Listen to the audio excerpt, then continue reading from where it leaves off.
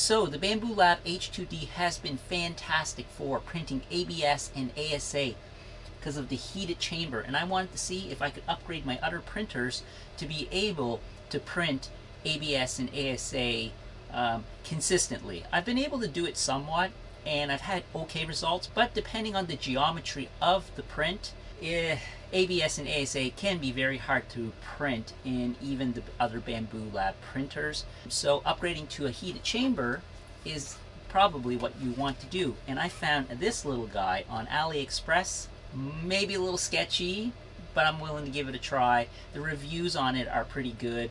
It wasn't that expensive. This is an active heating chamber heater, and you can set the temperature. It has an on-off switch. The only thing I find a little sketchy is the wire to wire this right directly into the mains power in the terminal block of the Bambu Lab printers. And this is meant to fit the X1C and the P1S style printers. So the mains power cord on this is pretty thin. Now I put this on a watt meter and measured it, and it draws 200 watts, around 200 watts, maybe slightly above that when it peaks. And I know some USB cables even, I think, provide a pretty high wattage now, so in really thin cables. But I don't know, it's a little thin. I'm never going to let this run without me being at home. Just something to be aware of. What I'm going to do is I'm actually going to put a piece of heat shrink on it just to toughen it up a little, to provide a little longevity to it. And I'll show you how I install this. So to install this, right here there's two holes. This is on my X1C. And on the top of the heater, there's two screw holes as well, or mounting holes, and it comes with the screws.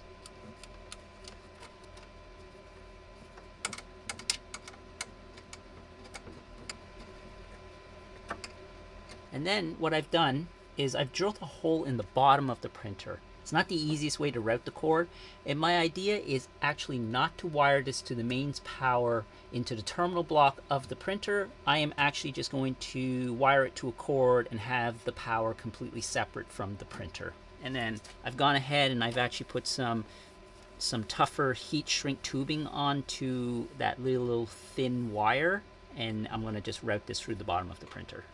Down in the bottom where I drilled the hole, you know, it doesn't really have sharp edges. I cleaned it up properly. I should use a grommet, a rubber grommet, to prevent chafing, because this is a 3D printer and there is a lot of movement.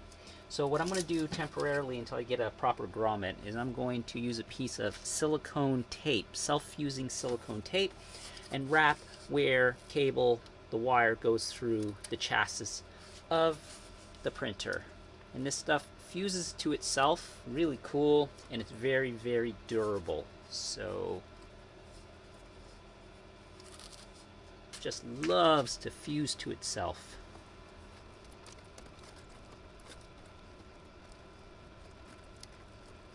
And right there in the corner is where I have the hole, and I'm going to route the wire and bring it out from the bottom of the printer and tape it nice and tight.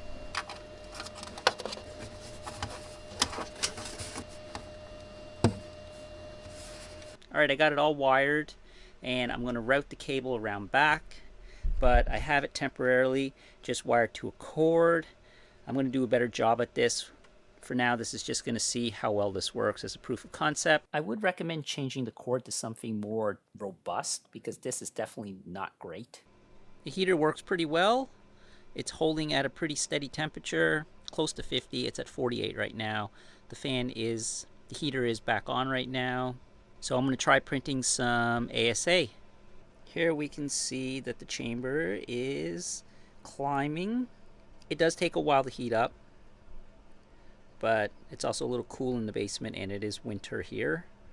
But I'm going to go send a print file here to try printing some ASA. Alright, it's holding steady at 50.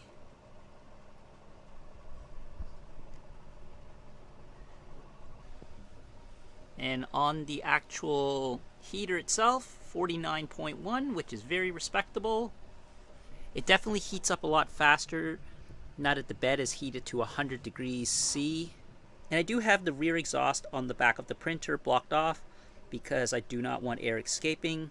And I am printing in my basement. You don't want to be printing ASA or ABS in a living space. And I actually have an exhaust fan venting out of the basement.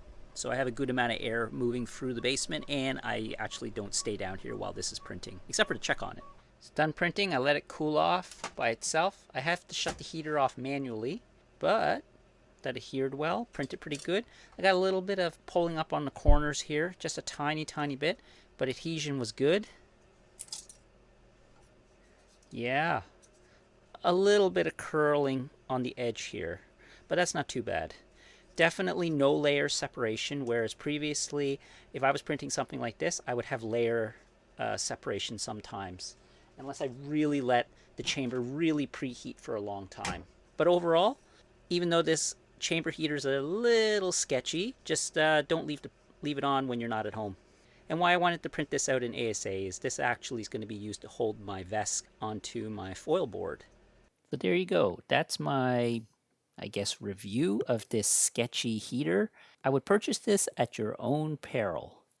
Hope this helped. Bye.